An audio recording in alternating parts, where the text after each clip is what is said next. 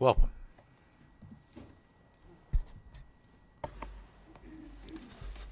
Good morning, Mr. Chairman, members of the committee. My name is John Dulmes, and I'm the Director of the Michigan Chemistry Council. I appreciate the opportunity to provide a business perspective on recycling policies and why we're very strongly supportive of this legislation. To begin with, the business of chemistry impacts more than 96% of all manufactured goods. So pretty much anything you can see or touch around you is made through chemistry. So when we talk about recycling and sustainability, I specifically highlight the use of lightweight and durable plastic materials. At their nature, plastics help by reducing the impact of materials used, protecting everyday goods, and significantly extending the lives of food and beverages.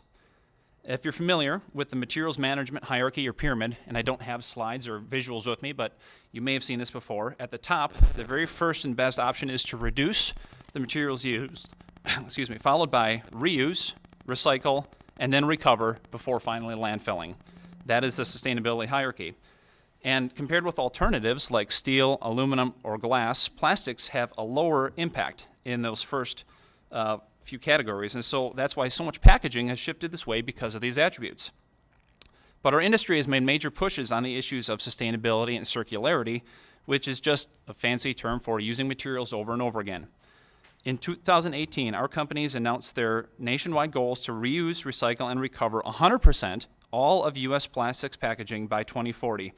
And this effort is indeed a response to consumer and public demand for recycled and recyclable products. So this is now a business imperative for us and one that we need to find a way to meet. And to achieve our goals, our industry's national effort focuses on several areas: value chain and customer engagement, expanding recycling access, improving collection and sortation capability, increasing recycling capabilities, and boosting end markets most prominently.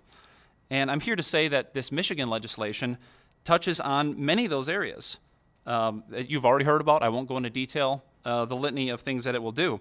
I will just echo those earlier comments and would highlight one area that this package would help allow for the development of new technologies in our state to increase recycling. And without getting super technical, the way that we recycle most plastics today is very simple. It's a physical process. You might call it shred, wash, and melt.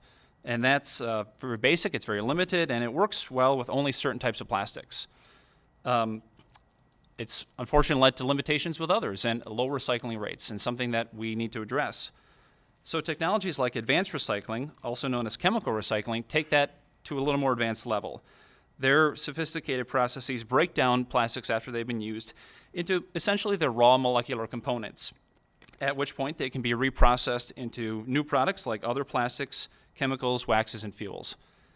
And the advantages of this would that be it can process a heterogeneous mix of plastic materials, things like rigid containers, foams, flexible forms that are not easily recycled today, and tolerate higher levels of contamination, which again leads to a lot of challenges and depressed markets for the materials that we have in our current recycling systems. Commercialization of these technologies, after all, it all comes back to economics. If it's not viable, if no one's doing the market, it won't happen. But thankfully, commercialization of these technologies has accelerated in recent years, including in our neighboring states. There's a company called Brightmark, which is investing in some other renewable energy projects in Michigan. Down in Ashley, Indiana, about 90 minutes south of here, they are currently building a $260 million facility, essentially a plastics plant, a chemical production facility that will convert 100,000 tons of post-use plastics into usable new materials.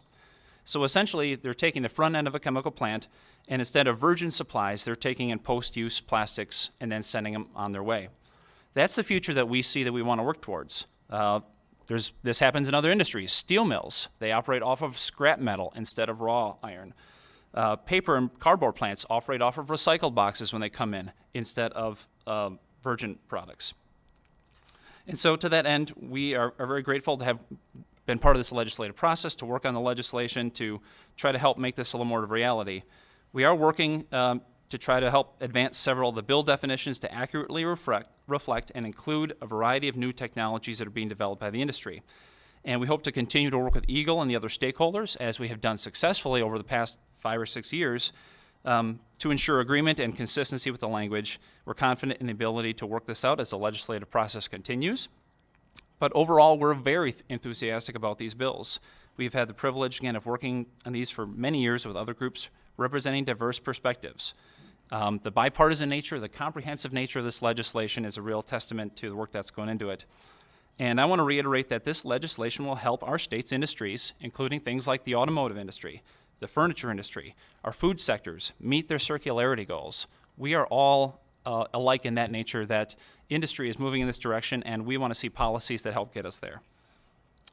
I will say that the legislation is, though it's comprehensive, it's not overly restrictive. I would say that it has very real mandates or requirements for recycling, but instead relies upon planning, goals, and incentives. It's modest in that nature, but I think it will have a real impact. And the bills will provide, as have been discussed, a level playing field for all the technologies like recycling, composting, digestion, and landfills, and provide state oversight of this in an appropriate way. So we will say these bills will not solve every recycling challenge. They are not a silver bullet. Much more must continue to happen nationwide, globally, through market shifts, but they will do a whole lot of good for Michigan, our communities, and our businesses. So we encourage you to move these bills forward, and I appreciate the time to talk about these issues. Would be glad to take some questions. Thank you, Mr. Dulmes. Are there any questions from committee members for the Chemistry Council? Representative Kim Benzie. Thank you, Mr. Chair, and thank you for your support. This is an impressive letter with all of the businesses in Michigan on it that support it, and we appreciate that. A question about the facility just south of us. Is that state-sponsored, or do you know more about kind of the drive to put a facility like that there?